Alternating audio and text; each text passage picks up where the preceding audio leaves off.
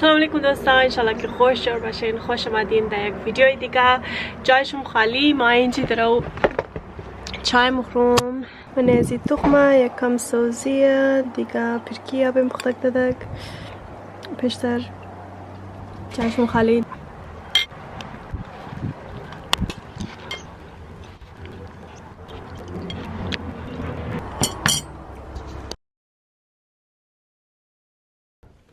اوکی، سو امروز کستم و چی جونی؟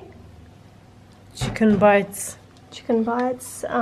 از اول کسته چیکن رو بگیرین و جوش کنین، باز او را ریزه کنین. از بعد مساله دمنیش انداخت کن، نمک، مرچ سیاه. از بعد کم سوزی کسته ریزه کنین، باز دمنیش انداخت کنین. اوکی، یال میو انداخت منی منشی.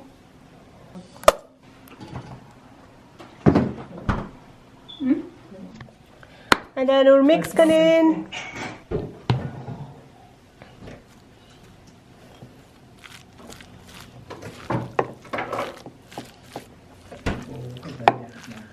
میو زیاد انداخت نکن. نه باید باز جدا بشه. برید هم دکاره. برید کرامز را مو از این الدی اولدیز ما شما پاشن نشاندیم. اینا هیره میتونین از این الدی بگیرین. بس یکم آبم دکاره. اوکی، let's see.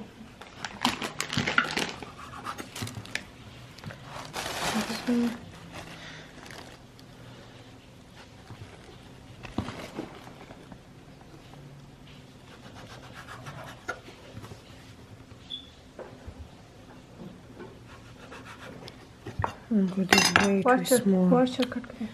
گیر چیز نمیشه نه بس خراب نه.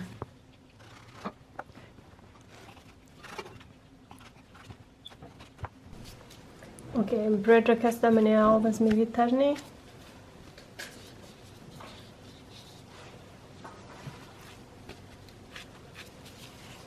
خوب شفقت کن.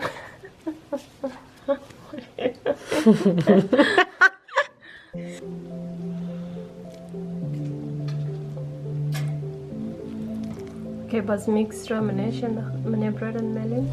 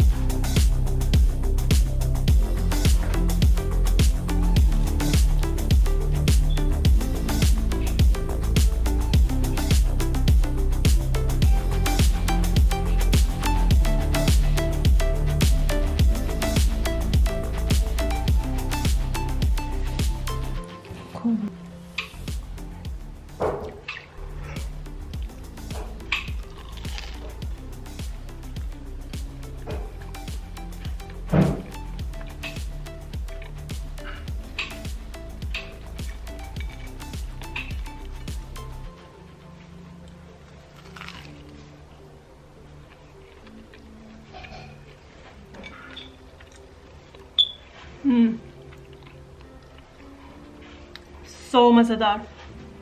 جاش مخالیم.